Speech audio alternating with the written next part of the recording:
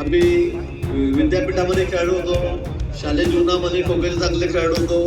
मी चांगला माझ्या वजन गटातला कुस्तीगीर होतो. मी पुणे युनिव्हर्सिटी खेळायचो, स्टेटच्या टीममध्ये खेळायचो. मी कबड्डीचा चांगला प्लेअर होतो. आम्ही पुणे युनिव्हर्सिटीमध्ये सोबत खेळायचो. मी तसं ऑलराऊंडर होतो जरा, पण त्यावेळेला तर मी एखाद्या खेळाकडे कॉन्सन्ट्रेट केलं असतं तर खूप पुढे गेलो असतो.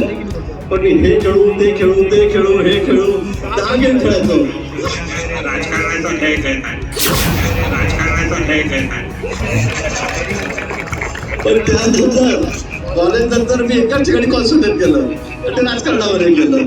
आणि म्हणून सतत 7 वेळा एकदा सरपंच, 7 वेळा आमदार. खरं म्हणजे इथे आल्यावर मला असं माहीतच नव्हतं की इतकं सुंदर ग्राउंड. म्हणजे परवाच मी 12 तारखेला मानखडे स्टेडियमवर मॅच बघितली. मला वाटतं त्यापेक्षाही चांगलं मेंटेन ग्राउंड हे लॉन या ठिकाणी मला दिसतं. मी फार क्रिकेट बघत नाही, मी जरा खेळलोही नाही क्रिकेट फार, म्हणजे असं गल्लीत कधीतरी. मी खेळाडू निश्चित होतो. मी चंदवाडामध्ये बोलतो की आपण कोणत्या साली खो खो खेळत होतो. आम्ही विद्यापीठामध्ये खेळलो होतो, शालेय जीवनामध्ये खो खोचे चांगले खेळलो होतो. मी चांगला माझ्या वजन गटातला कुस्तीगीर होतो. मी पुणे युनिव्हर्सिटी खेळायचो, स्टेटच्या टीममध्ये खेळायचो. मी कबड्डीचा चांगला प्लेअर होतो. आम्ही पुणे युनिव्हर्सिटीमध्ये सोबत खेळायचो.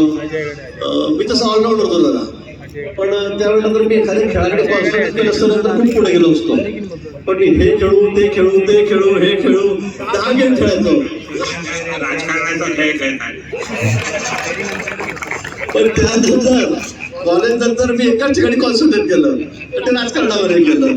आणि म्हणून सतत 7 वेळा एकदा सरपंच, 7 वेळा आमदार, 3 वेळा 15 वर्षाला मंत्री.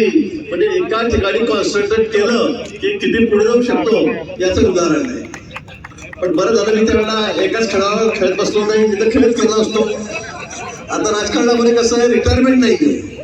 खेळाडूंना लिमिटेशन असतं, फिजिकल फिटनेस असतो, त्या ठिकाणी वयाची मर्यादा असते. पण राजकारणामध्ये तुम्ही जेवढे वयस्कर व्हाल तेवढे चांगले खेळाडू असाल.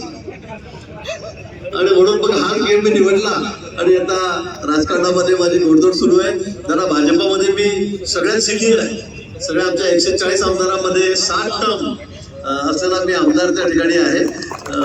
पण अजून काही मी तसा म्हातारा झालेलो नाही किंवा माझं वय झालेलं नाहीये, काही हरकत नाही.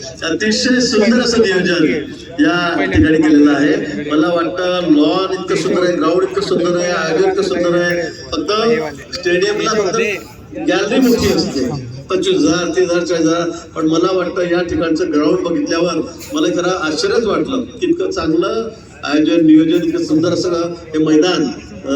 आमचे अशोक भाऊ आहेत, अतुल भाऊ आहेत, सगळे त्यांची सगळी टीम आहे, त्यांनी या ठिकाणी केलेलं आहे. आणि म्हणून या निमित्ताने मी आपल्या सगळ्यांना शुभेच्छा देतो. निश्चित दादांनी सांगितल्याप्रमाणे, अशोक भाऊंनी सांगितल्याप्रमाणे की ग्रामीण भागातल्या खेळाडूंना यातून चालना मिळते, संधी मिळते. आता आपण बघितलं असेल तर 15 वर्षाचा खेळाडू, पण मला कोणाचं नाव माहित नाही, मी कोणाला समोर आलं तर ओळखणार पण नाही. फोटो दाखवला तरी क्रिकेटच्या लोकांना फार ओळखत नाही मी.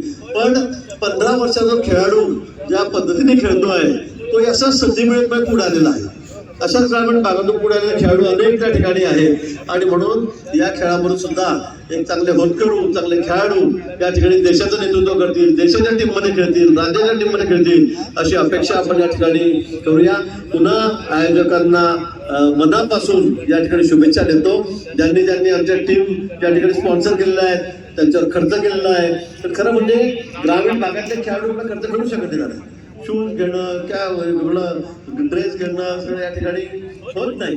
पण अनेक असे या ठिकाणी उद्योजक आहेत, त्यांनी या ठिकाणी खेळाडूंना स्पॉन्सर केलेलं आहे. आणि त्यामुळे निश्चित त्यांचाही उत्साह या ठिकाणी वाढतो आणि आपल्याला अतिशय चांगल्या स्पर्धा या ठिकाणी बघायला मिळणार आहे. म्हणून त्यांचंही मी मनापासून अभिनंदन करतो. सगळ्या खेळाडूंना या ठिकाणी मनापासून खूप खूप शुभेच्छा देतो.